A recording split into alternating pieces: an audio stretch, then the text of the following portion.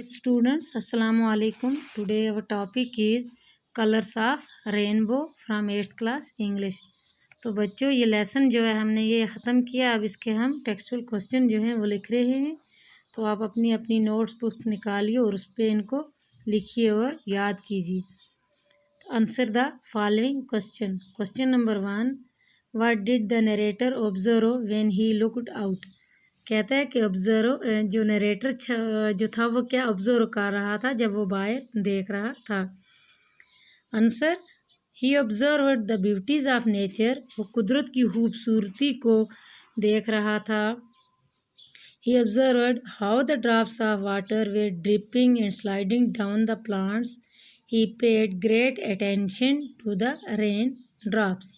कहता है कि वो ऑब्जर्व कर रहा था कि किस तरह ये जो पानी के कतरे हैं ये पौधों से किस तरह नीचे गिर रहे हैं, और ये पूरी तवज्जो से उन बारिश के कतरों को देख रहा था। Question number 2, why was the narrator unable to pay attention to what his daughter was saying. Narrator जो था वो क्यों नहीं अपनी लड़की की तरफ तवज्जो दे रहा था कि उसकी लड़की क्या कह रही थी।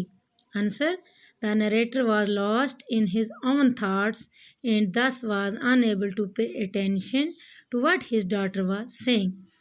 तो कहता है कि नरेटर जो था वो अपनी ही थॉट्स में खोया हुआ था, अपनी सोच में पड़ा था, तो इसलिए वो अपनी लड़की की तरफ कोई तवज्जो ना दे रहा था कि वो क्या कह रही थी।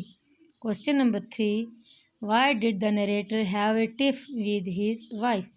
कहता है कि नरेटर जो है उसका झगड़ा क्यों हुआ था अपनी बीवी के साथ।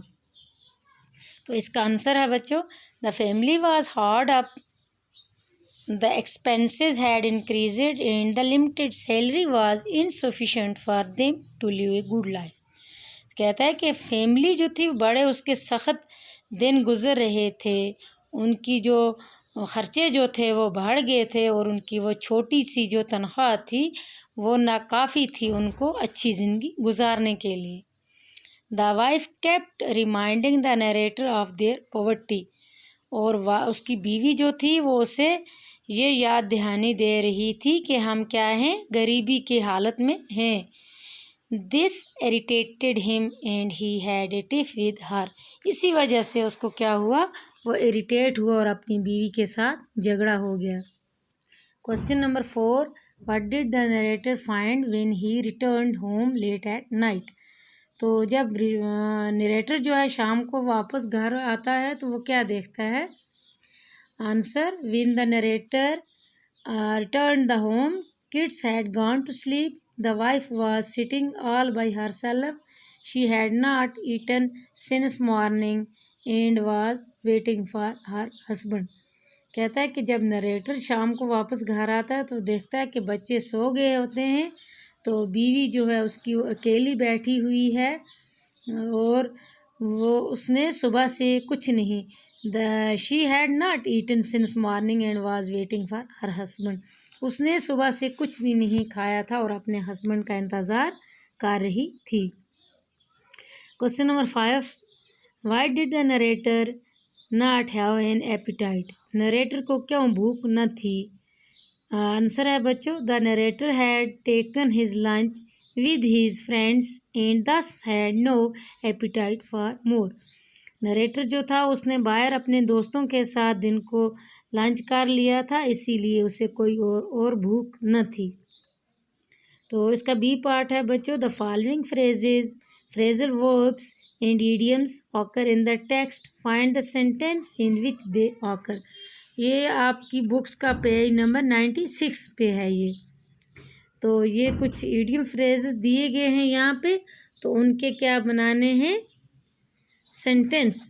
पहला है इसमें बर्स्ट इनटू लाफ्टर, तो इसका सेंटेंस है, when she released my finger and told that the kids will awakened, we both burst into laughter. Close by, she herself seated close by me and began fanning me with a hand fan. Looked at, I dipped the morsel in the vegetable curry and looked at her. Cooped with If you find difficult to cope up with me, you can leave me then. Vain and weak. She is looking wan and weak by her face, as she has not eaten since morning, all by herself. When I returned home, my wife was sitting all by herself in my room. ये कौन sentence, ये narrator अपने ही बारे में लिखता है. Feel homesick. I spent all my day with my friends. Feel homesick now.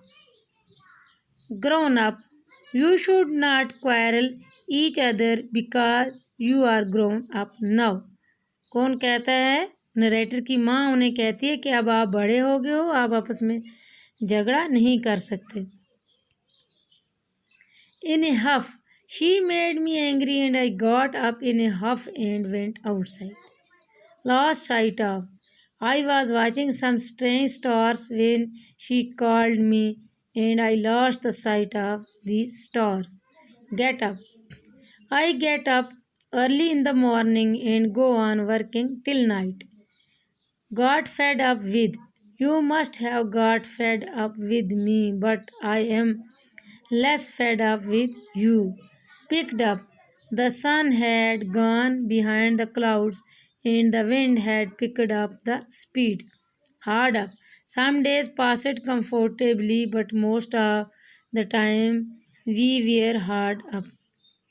तो बच्चों ये सेंटेंस थे, इसके ये सेंटेंस हैं इसके, ये लिखना आप. तो आगे इसका सी पार्ट है. There are many Hindi words used in the story. Story में बहुत सारे हिंदी वर्ड जो हैं वो इस्तेमाल हुए हैं. List those Hindi words and write them in the space provided. यहाँ पे जगह जो दी गई है इसमें वो हिंदी वर्ड्स आपको लिखने हैं. तो वो हिंदी वर्ड्स क्या क्या थे? जैसे गुड्डा गुड्डी, ये हिंदी वर्ड है. थाली, पापा जी, बुद्धि प्रकाश, चपाती, ये क्या हैं बच्चों? ये हिंदी वर्ड्स हैं. तो ये इस स्टोरी में लिखे गए हैं. तो ये आप उठा के उनको हमें यहाँ पे लिखना है. ये जगह जो यहाँ पे प्रोवाइड की गई है इसी में लिखना है. तो अब हम अपना लेसन जो है ये हमारा यहीं पे ये क्लोज़ करते हैं. कल इससे आगे जो ग्रामर वर्क है बच्चों वो हम लिखेंगे. तो कल तक के लिए अल्लाह हाफिज़.